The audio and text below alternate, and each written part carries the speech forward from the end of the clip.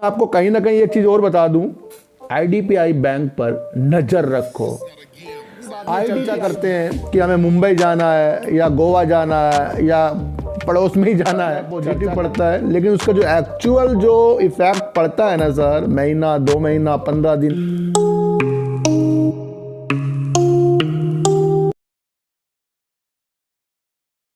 नमस्कार, मैं स्वागत करता हूं आपका अपने चैनल में जिसका नाम है सार्थक बाजार से। और आज बात करते हैं सर फ्यूचर ग्रुप की और इंडियन ओवरसीज बैंक की और थोड़ी सी आईडीपीआई बैंक की। मेन तो सर बैंकों की प्राइवेट की जो न्यूज़ है ना, और जिसकी वजह से ये शेयर प्राइस आज ऊपर की तरफ को आज छलांग मारते हुए दिखाई दिए इंडियन ओवरसीज बैंक और सेंट्रल बैंक की। तो बात तो वहीं से शुरू हो जाती है कि पहले भी जब इसके अंदर प्राइवेट इसकी एक न्यूज़ आई थी तो इसके शेयरों ने सर 29 रुपये तक को टच किया था। और जब ये 29 रुपये को टच किया था तो काफ़ी लोगों ने वहाँ पर एंट्री कर ली थी इसके अंदर। और हमने तो सर इसके अंदर आईओबी में 21 रुपये में इसकी बाइंग की थी और इसे ऊपर जाके बेच दिया था। उसके बाद फिर इसको हमने 21 और फिर 22 रुपये में इसको हमने लिया था। मैं आपको चीज़ एक बता देता हूँ, जब भी कोई भी न्यूज़ आती है सर तो उसका इम्पैक्ट तो अगले दिन पड़ जाता है, नेगेटिव पड़ता है, पॉजिटिव पड़ता है, लेकिन उसका जो एक्चुअल जो इफेक्ट पड़ता है ना सर, महीना 2 महीना 15 दिन 20 दिन बाद पड़ता है। उसकी वजह से ही इसके अंदर हमने इंडियन ओवरसीज बैंक में अपनी होल्डिंग बनाई थी और कुछ लोगों को जो हमसे जुड़े हुए हैं उनको बताया था बेचना नहीं है बिल्कुल।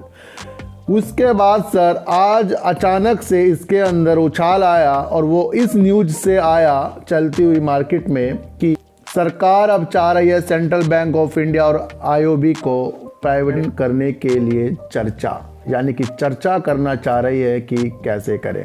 तो सर ये चर्चा है और चर्चा में कब इसको मना कर सकते हैं, ला सकते हैं, ये बात की बात होती है जब कोई नोटिफिकेशन निकल के आता है। यानी कि हम किसी बात में चर्चा करते हैं कि हमें मुंबई जाना है या गोवा जाना है या पड़ोस में ही जाना है, चर्चा कर रहे हैं, हम जा कहीं नहीं रहे हैं, तो उसकी वजह से इफ़ेक्ट तो पड़ जाएगा। मेरे बच्चे खुश हो जाएंगे, मेरे फैमिली वाले खुश हो जाएंगे और एंड टाइम में मैं मना कर दूंगा मैं नहीं जा रहा। उसके बाद फिर वो नाराज़ हो जाएंगे, कोई मुझे कहेगा खाना नहीं बनाऊंगा आज, कोई कहेगा मैं कहीं नहीं जाऊंगा, मैं आपसे बात नहीं करूंगा। तो ये सब चीज़ें वो हो जाती हैं जिसका इफ़ेक्ट बाद में बेकार पड़ जाता है। तो अभी ये चर्चा है सर, लेकिन इसके वजह से हमारे शेयरों में उछाल तो आया है। लेकिन मैं आपको कहीं ना कहीं एक चीज़ और बता दूं, आईडीपीआई बैंक पर नज़र रखो। आईडीपीआई बैंक पर आपको नज़र इसलिए रखनी पड़ेगी क्योंकि सरकार और एलआईसी का उसके अंदर 94% स्टेक है और वो अपना स्टेक पूरा का पूरा बेचना चाह रहे हैं। जब तक के बैंकों की न्यूज़ नहीं आएगी अदर की, तो आपकी नज़रों से आईडीपीआई छुपेगा नहीं। ध्यान से रहें और अपनी साइकोलॉजी को मजबूत करें। आईओबी अच्छा है क्योंकि परफॉर्मेंस के हिसाब से इस साल इसने एसबीआई को भी पीछे किया है और उसके बाद आरबीआई की तरफ से भी इनके ऊपर से नज़र हट गई थी कि अपना काम स्वयं कर सकते हैं। तो अच्छा काम हो रहा, प्रॉफिट आ रहा है। और जब किसी बैंक में प्रॉफिट आना शुरू हो जाता है और जो पहले लॉस देता है तो उसको प्राइवेट करने की क्षमता सर 90% कम हो जाती है और 10% उसको रेगुलर करने की रह जाती है और उसी 10% में मर्ज करने की रह जाती है। तो 90% प्राइवेट होने की क्षमता मुझे जो लगता है नहीं हो सकती।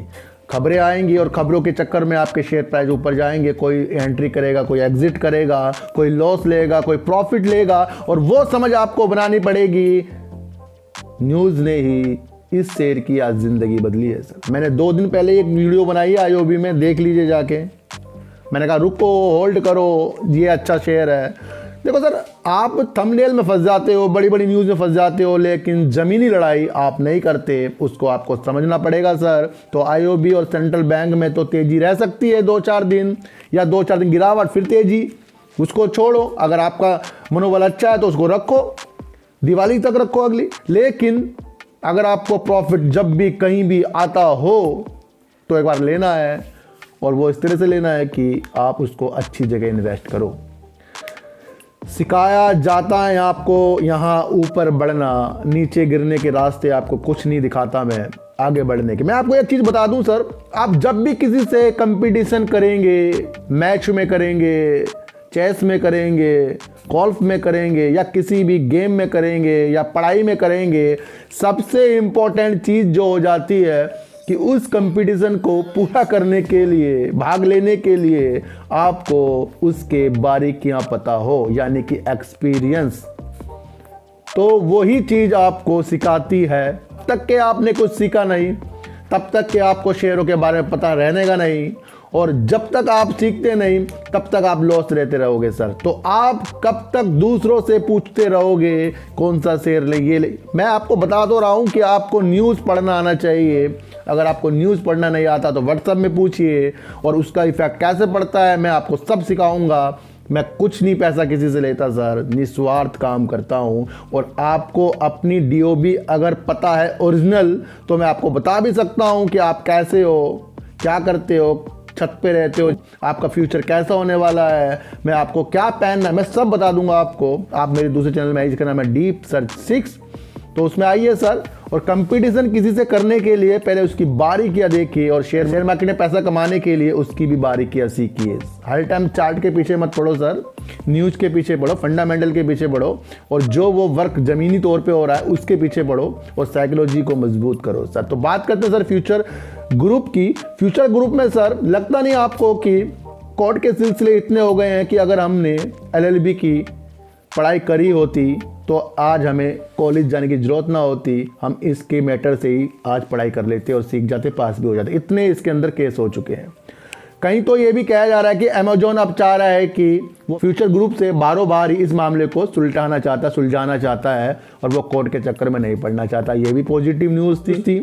और CCI को जो इंडिपेंडेंट डायरेक्टर थे उन्होंने 2 पत्र लिख दिए थे, ये भी पॉजिटिव न्यूज़ थी। और एक पॉजिटिव न्यूज़ निकल के सर और आ रही है कि जो फ्यूचर ग्रुप के कर्मचारी हैं उन्होंने सुप्रीम कोर्ट का रास्ता तलाश किया है। उन्होंने सुप्रीम कोर्ट से गुजारिश की है, अपील की है कि अमेजोन को फ्यूचर रिटेल से बाहर किया जाए। चल रही है, इसमें हमारी सैलरी भी बेकार जा रही है, हमें डर लग रहा है। 27,000 कर्मचारी, उनको डर लग रहा है कि उनका फ्यूचर अब कैसा होगा। तो ये सब के सब जो भी रोड़े जो डाल रहा है अमेजोन वाला डाल रहा है, और उसके चक्कर में वो कोर्ट तक पहुंच गए। लेकिन इसकी जो भी सर इसमें सुनवाई होगी वो 8 दिसंबर को होगी, और दूसरी ग्रुप में जो भी केस चल रहे हैं उसकी सुनवाई भी 8 दिसंबर से होना तय होगी। तो 8 दिसंबर तक तो आपको शेयरों के प्राइस में गिरावट, उछाल ये देखने को मिलेगा। लेकिन एक आपको चीज़ और बता दूं, जितनी समय सीमा इसकी अंबानी जी ने ली थी, समय सीमा से पहले सारे मामले सुलझ जाएंगे, क्योंकि अचानक एक के बाद सब के सब अगेंस्ट होते जा रहे हैं अमेजोन के सर। अब कर्मचारी तक हो गए। आप सुनो सर, किसी कंपनी के कर्मचारी उसके विरुद्ध हो गए हैं जो उनकी कंपनी के ऊपर केस कर रहा है। ये कितनी बड़ी पॉजिटिव न्यूज़ होती है सर, कि कर्मचारी भी इकट्ठे हो गए, फ्यूचर ग्रुप के लिए लड़ने के लिए तैयार हो गए। तो ये छोटी छोटी चीज़ों को आपको समझना है। आपको सर डिलीवरी में बिल्कुल भी नहीं फंसना है। आप डिलीवरी वाली न्यूज़ देख लेते हो, इतनी डिलीवरी, उसका कारोबार देख लेते हैं। अरे कारोबार क्या देखोगे सर, सारा खेल यही है कि आपका पैसा मेरे पास, मेरा पैसा आपके पास, हम एक दूसरे के पैसों के लिए इस शेयरों में खरीदारी करते हैं। मेन मतलब ये है, अगर जिस दिन आपने शेयरों को उसके काम के प्रति खरीदना शुरू कर दिया, प्रॉफिट हो जाएगा। लालच छोड़िए अपना और लालच को त्यागिए। तो इंडियन ओवरसीज बैंक में सर अगर आपका लंबे समय का रुझान है ना सर, आप उसके अंदर टिके रहिए, बने रहिए, और उसे टिक बनने से आपकी ज़िंदगी संवर जाएगी सर। तो IDPI में नज़र रखिए सर। मैं आपको IOB से ज़्यादा IDPI पे ध्यान देने के लिए इसलिए बोल रहा हूँ क्योंकि उसको प्राइवेट होने के सबसे पहले चांस हैं सर, हमारे पास हैं, इसलिए मैं आपको बोल रहा हूँ। अपने हिसाब से लीजिए, क्योंकि सर मैं आपको सेल और बाय करने की कोई भी सलाह नहीं दे रहा हूँ, एक नॉलेज साइकोलॉजी के तौर पे बताता हूँ, क्योंकि मेरी वीडियो अलग होती है सर। मैं कभी भी आपको चार्ट लेके नहीं बैठने का यहाँ पर, ना कभी डिलीवरी बताऊँगा आपको इतनी डिलीवरी उठ गई। ये तो आप खुद ही देख लोगे सर, ये तो खुद देख सकते हो आप सर। न्यूज़ में जाकर गूगल में जाओ, देख लो। लेकिन न्यूज़ जो आती है उसको जो पढ़ के इफेक्ट पड़ता है उसको आपको देखना पड़ेगा। फ्यूचर ग्रुप में भी ध्यान रखिए, उसके शेयर भी आपको ज़रूर थोड़े बहुत रखने चाहिए, क्योंकि अगर डील होती है तो अपर सर्किट सर छूटने का नहीं, इस बात से आप ध्यान रख लेना सर। किसी चीज़ को पाने के लिए ज़िंदगी में आपको लड़ाई तो करनी पड़ेगी, और वो अच्छी लड़ाई होनी चाहिए, अच्छी नीयत से होनी चाहिए। तो चींटी को आटा दीजिए, गाय को रोटी दीजिए, और अपने बच्चों को ज़्यादा से ज़्यादा प्यार कीजिए, क्योंकि बच्चे आपकी मासूमियत से किस्मत पलटेंगे। तो फिर मिलेंगे आपसे एक नई वीडियो के साथ, जब तक के लिए नमस्कार।